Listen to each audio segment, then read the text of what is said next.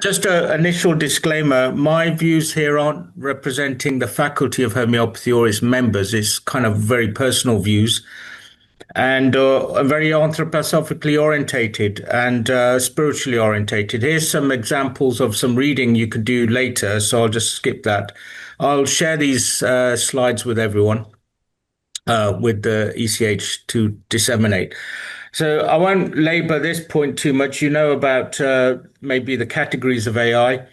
And effectively, AI is meant to be, for it to work, it will have to be autonomous.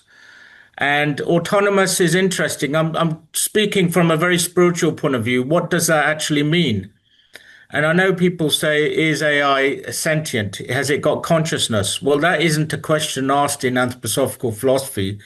It is already seen as sentient and conscious. So the question to ask is, what are the beings that use AI or are behind AI? And I'll come to that in a bit. And the other thing is about the large language model. Obviously, that is based on text, which is based on words. So a very spiritual question to ask is, what are words? What are human words and how they're used?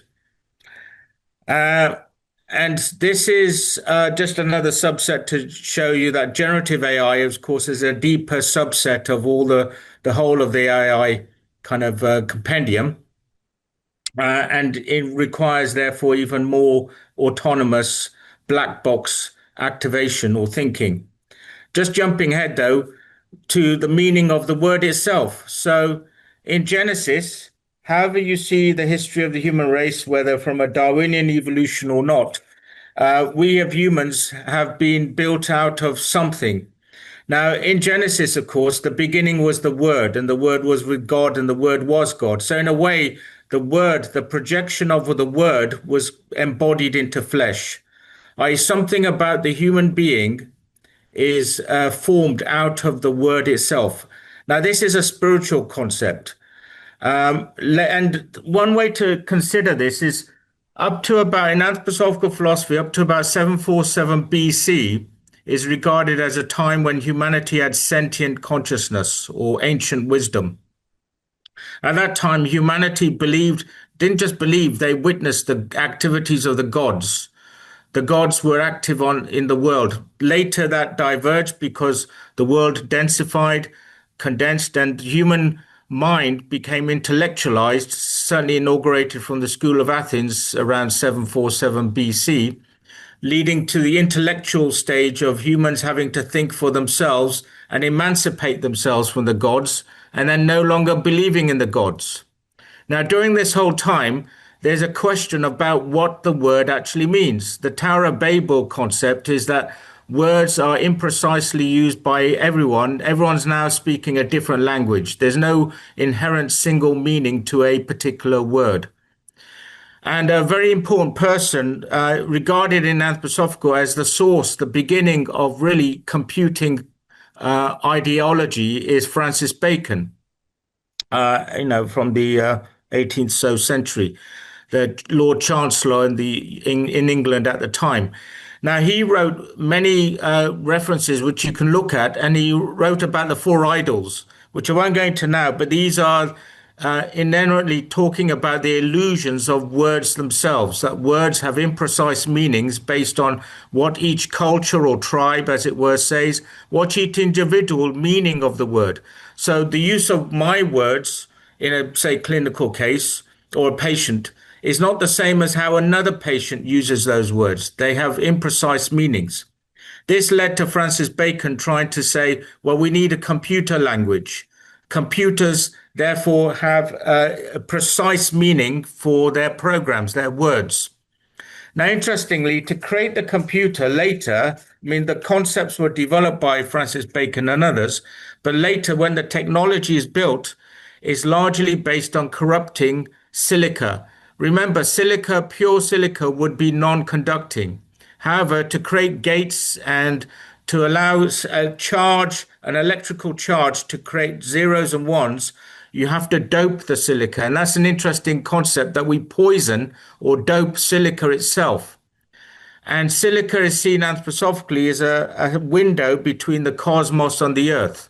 in effect, that the human body itself has a fine dispersion, like a scaffolding in low X potency of silica in the body, which defines the structure of the body and allows cosmic or spiritual thoughts, as it were, to enter the human body in some shape or form. Remember, earlier creatures are very much calcium silicate skeletons, like sponges, urchins. And we later moved the silica into a more potentized form in our bodies. So, in a way, that means the semiconductor in a computer, any computer, is largely a poisoned form of silica. And in a way, although we all have to use computers, the computer can make our own silica processes in our own bodies sick. We feel ill in front of a computer. Um, Another interesting concept, how the bitten apple was used as in a symbol, not just in Genesis, but for computing, Silicon Valley, Apple computers. Now, binary code is regarded not just as some human invention, but as the language of, I should say, demons from an anthroposophical point of view. And this is obviously a very spiritual concept. Interestingly, if you go back in history, the concept of trichotomy, that the human has body, soul, and spirit, a three-part makeup, was declared heresy in the Eighth Ecumenical Council at Vatican in 869. Basically, an event then made it heretical for us to think of a human as having a three-part makeup of body, soul, and spirit. From then on, it was regarded, the Christian faith particularly, that the human is only composed of body and soul and can only access spirit through, say, the church or through organized religion. The point being that when a language is based on two components only, zeros and ones, and by the way, Francis Bacon wrote a binary code using A's and B's as a form of ciphering messages. So he, in a way, invented binary code, or as it were, brought it into human consciousness. So when you're in front of a computer or working with even high-level machine programming languages, ultimately it goes down to machine code, binary code, and you actually don't know who you're interacting with. Now, evolution is what is the evolution of computers and, as it were, the forces that are behind computers. And inevitably, humans and machines will hybridize. There's more and more interaction. I mean, the human brain is regarded by most computers, scientists, as a huge parallel processor or computer, and that the action potentials in your nerves are really binary coded as either on or off. As you know, an action potential can't be half an action potential. It can be either on or off. Now, that is not in reality what the brain is. The brain is not really a computer, but is regarded by neuroscientists and computer scientists as a computer. So really, a lot has to be thought about what are we heading towards if we keep considering the brain as a computer. And this is a very important sculpture in anthroposophy that in the middle is the Christ being. And this isn't based on esoteric Christianity. This is universal concept of the force of a Christed energy. That's the child of God as a force between two polarities, the Luciferic and the Ahrimanic. Now, the Luciferic realm, or demons related to Lucifer, are said to live in the stratosphere above us, in the air, in the astral realm, and their remit, their modus operandi, is to make it such that humans want to escape from the earth, want to leave the material world and the body, and return back to a sort of spiritual space or home. This can actually create all kinds of illusions, including spiritual illusions and paths, where people give power away to others. Anywhere where you're being guided or tempted to go down a particular path, which is not your path, tends to be a Luciferic path. On the other hand, the Ahrimanic path is below, and that is stuck inside the interior earth, and is a path of increasing materialism, which forces humans to forget about the spiritual world, believe it doesn't even exist. And of course, a lot of this is going to be atheist, agnostic, materialistic, reductionist science. such that progressively the human soul can no longer fit or land in or incarnate into the human body because it's too dense. So on each level, the human soul can no longer fit into the body because for the Luciferic, the soul wants to escape from the body, and for the Aramanic, the soul forgets itself and as part of the spiritual world. So again, this challenge is what is AI therefore leading to? It's kind of converging various branches of knowledge, linguistics, neuroscience, education, NI, and philosophy, psychology, and the nature of the human itself into some kind of further reductionist, materialist, Ahrimanic approach to who we are. It's taking away, in a way, Ahrimanic AI approaches to the soul and spiritual component of not just us, but in regards to homeopathy, I'm considering how does this affect the homeopathic interaction with patients. By the way, I'm not beating up AI totally. It's inevitable. It's here to stay, and it will continue increasing.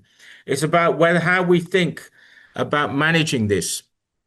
And one of the important concepts is that forgetting is required. Whenever you are trying to learn something and understand something, you have to actually first forget it.